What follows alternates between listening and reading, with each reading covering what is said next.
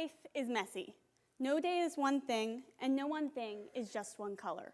We live like splatter paint, wholly unpredictable, yet purposeful in the long run. Meet Abby, a 6-year-old girl dressed head to toe in her neatly pressed school uniform for her first day of first grade.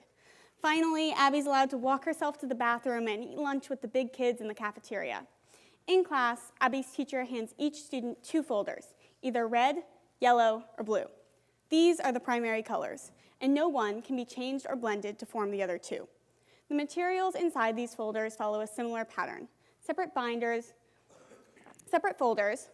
with either math, learning how to handle the combination of numbers, or English, the first steps towards understanding words, then sentences, and then whole stories and chapter books. If you look at the backpack of any typical high school student, you'll see a similar pattern. Separate binders, or at least folders, sometimes even color-coded, just as we saw with Abby. So take George, a junior in high school in a never-ending cycle of homework. It's the week before exams, and George is stressed. He's enrolled in 7 classes, 5 core, and 2 electives. And while electives don't matter much in terms of exams, he still has 5 classes of material to relearn.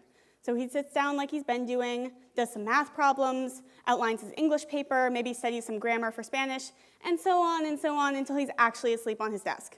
He wakes up tired and completely unprepared for his exams because he chose to take in as much information as possible rather than reinforcing this information through multiple different methods. Whenever I think about this, I always come back to the conclusion that this inflexible categorization of subjects is a mistake.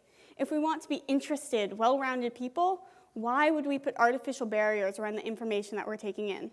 And yet, this rigid categorization of subjects from a young age is not only common, but standard in schools across the country. Clearly, this system works. Children go in, learn one subject, learn another, go home and repeat the next day.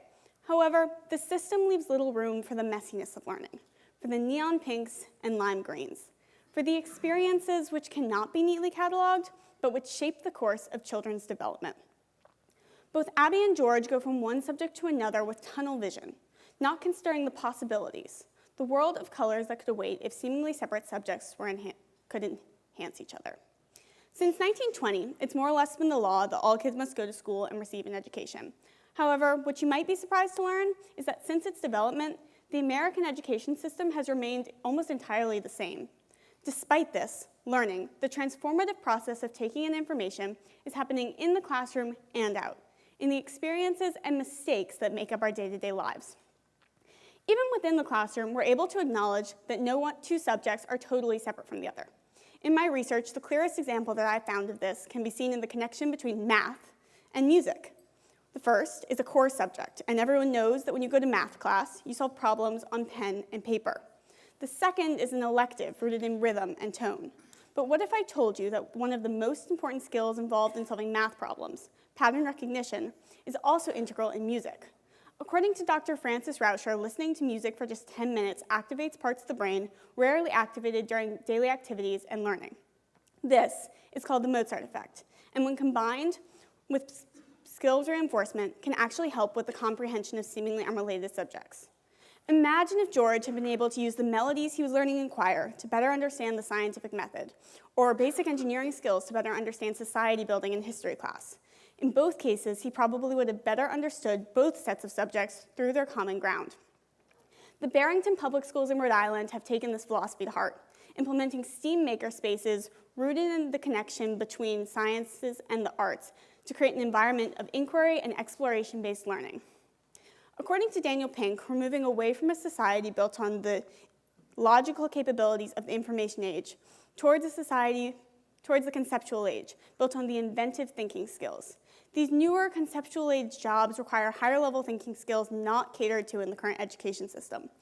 As such, we're facing a disconnect between the test prep heavy world of college admissions and the real world skills that employers value in an ever-changing and global world. But if you think about it, outside of a few special cases, few schools have actually implemented these new ideas about what education could be. Why, you might ask? There are many reasons, including test scores, school rankings, and more. But recent brain research shows that this is actually a mistake. According to Bettina Hanan and Tara Murphy, we learn best when the barriers between parts of the brain are ignored and we teach interdisciplinarily. However, even though this isn't always a possibility, In hyper-categorizing learning, we have organized ourselves out of better learning for current and future students. I am not saying that we're stuck in some terrible system. Like I said at the beginning of this presentation, the current system works, and there are plenty of individuals working within the traditional system to make these connections, blurring lines and taking risks. However, it's important to remember that you have control over your education. You don't have to love school, but if you're just here, you have the power to see these overarching connections in what you are learning. Whether you're a student in first grade, a freshman, or a senior in high school, you are in the classroom learning. You are in school learning in the classroom and out. By remembering that learning is a rainbow of colors that are constantly blending into each other, we have the power to be more purposeful about how we process information and better understand content.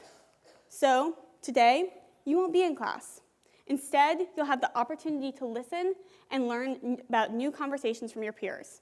I challenge you to consider the connections between these real-world conversations and what you're learning on a day-to-day basis in class. But above all, have fun and enjoy the special day together of celebrating learning.